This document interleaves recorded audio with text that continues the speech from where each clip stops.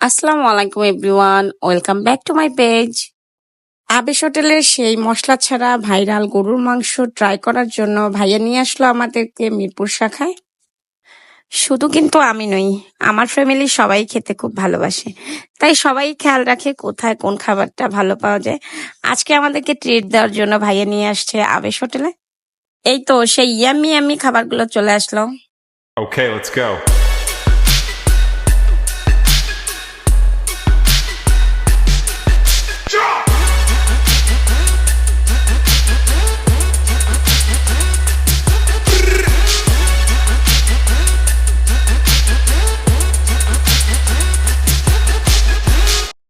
খাবারগুলো এত বেশি মজা, এক কথায় বলা যায় অসাধারণ।